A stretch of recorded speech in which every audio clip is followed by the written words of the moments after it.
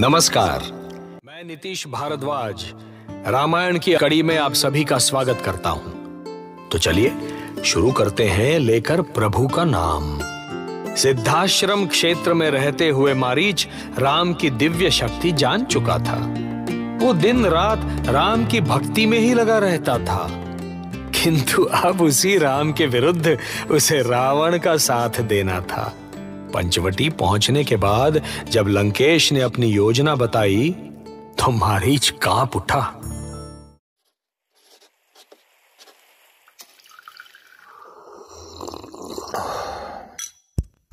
Fever stories. इस समय हम पंचवटी में हैं। यहां से कुछ ही दूरी पर अयोध्या कुमार राम की कुटी है। उसके साथ उसकी पत्नी और उसका अनुज है। मुझे राम की भार्या सीता का हरण करना है और तुझे इसमें नहीं लंकेश, नहीं, ये पाप है, घोर पाप। बस! पर श्री राम और उनके भ्राता लक्ष्मण के होते ये असंभव है। तू रूप बदलने की विद्या जानता है मारीच।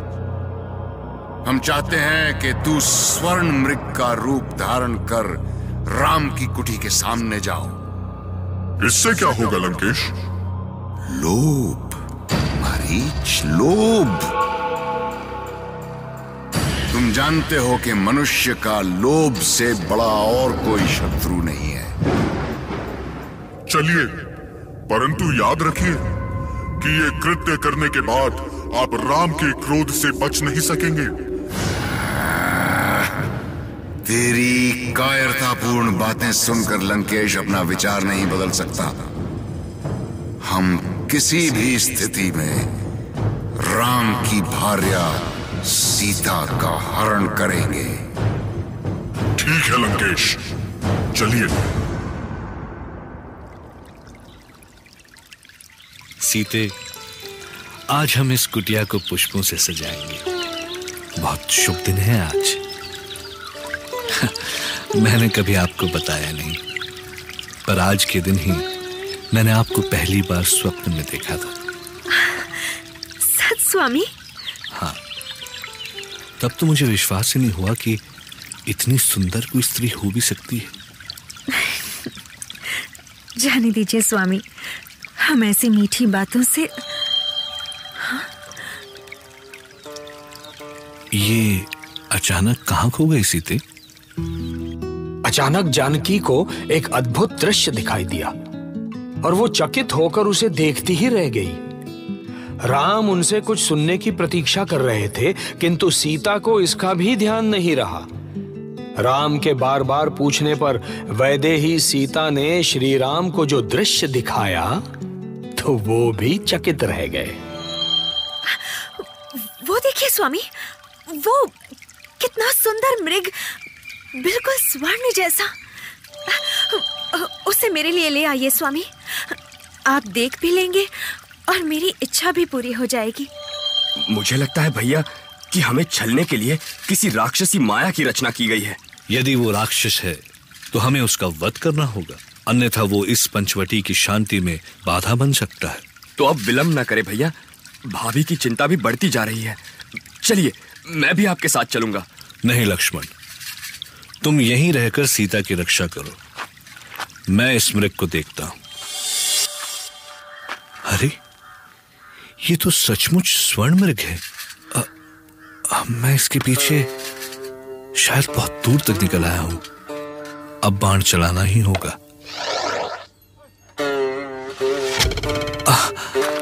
ये तो बच निकला। अब ये राम बहुत दूर निकल गया। अब तू नहीं बच सकता दुष्ट। हे लक्ष्मण, हे सीता, ये तो सचमुच मायावी राक्षस है। पर मरते हुए इसने लक्ष्मण और सीता की पुकार क्यों की? और वो भी मेरी आवाज में।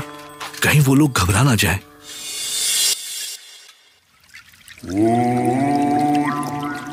ये कैसा स्वर है लक्ष्मण?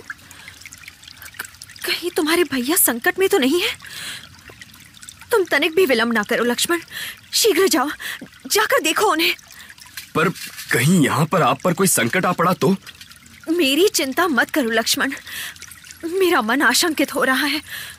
उन्हें कुछ नहीं हो सकता भाभी, आप धीरज रखिए, वो आते ही होंगे। मुझे उपदेश मत दो लक्ष्मण। कैसे भाई हो जो इस संकट में भी जाने से बचना चाहते हो? यदि तुम अभी इसी क्षण अपने भैया को देखने नहीं गए तो चिंता से मेरे प्राण निकल जाएंगे। मैं एक क्षण भी नहीं जी सकूंगी। बस भाभी बस, अब और कुछ मत कहिए।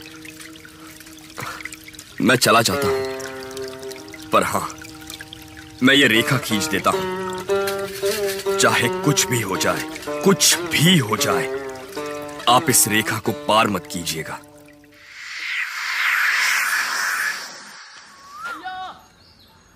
भैया, कहाँ हैं आप? लक्ष्मण, तुम यहाँ? मैंने तो तुम्हें सीता की रक्षा करने को कहा था। हाँ भैया, पर मैं विवश था। भाभी ने मुझसे बहुत आग्रह किया। अनर्थ, घोर अनर्थ। वो मृग नहीं, वो कोई मायावी था। हमारे विरुद्ध उसने कोई चाल चली है। चलो लक्ष्मण, जल्दी चलो, जाने कौन सी अनहोनी होने वाली है।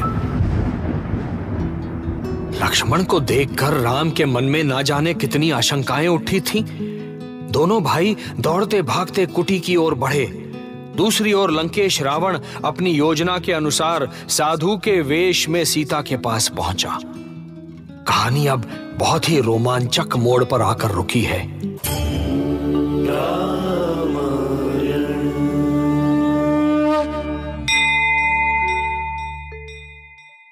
ऐसी और कहानियां सुनने के लिए सब्सक्राइब करिए फीवर स्टोरीज, कहानियां ऐसी जो दिखाई दे।